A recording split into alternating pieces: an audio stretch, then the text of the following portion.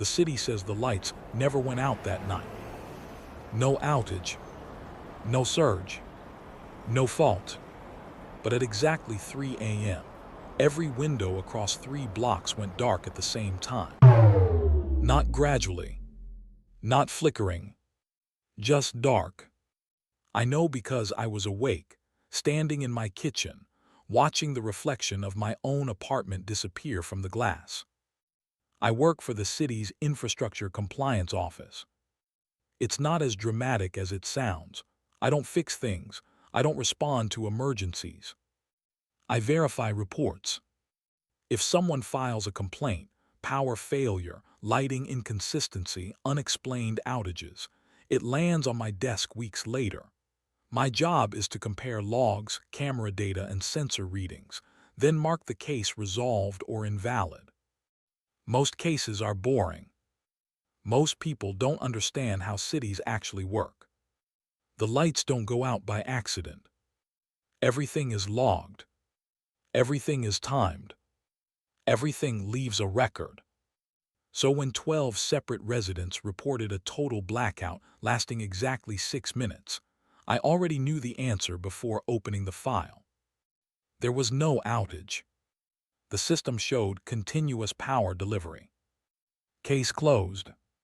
That should have been the end of it. But 2 nights later, it happened again. This time, I was ready. I didn't call anyone. I didn't open my laptop. I just watched.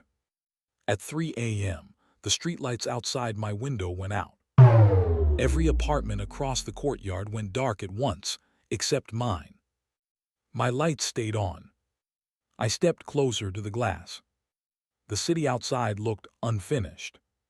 Cars frozen at intersections. Traffic signals dark but upright. Digital billboards black like mirrors. Then I noticed something else. No sound. Not silent. Cities never go silent, but absent. Like someone had removed the audio track entirely. I opened my phone. No signal. The clock still ran. At 3:23 a.m. the lights came back. Sound returned. Traffic moved. And my phone buzzed with a single delayed notification. Power grid stable. The next morning, I accessed the camera archives. Every public camera on the block had recorded those 6 minutes.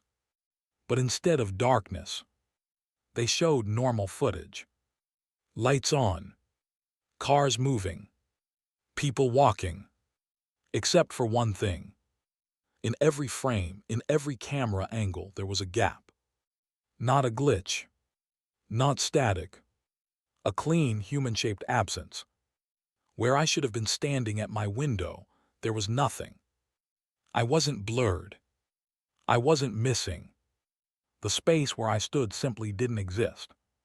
I checked the metadata. The system tagged the anomaly as non-essential visual data. That phrase isn't used for people. It's used for things the system is allowed to ignore. I filed a quiet internal request, something I wasn't supposed to do. I searched for similar reports. At the same time. Same duration. Different neighborhoods. Always 6 minutes. Always logged as non-events. And always involving residents who worked inside the system. Traffic analysts. Zoning reviewers. Infrastructure auditors. People whose jobs involved verification, not action. People who notice things. One by one, their employee records stopped updating. Not terminated. Not resigned. Just inactive. Like the city had stopped checking if they were still there. Last night, the lights went out again. This time, my apartment went dark too. I stood in the window anyway.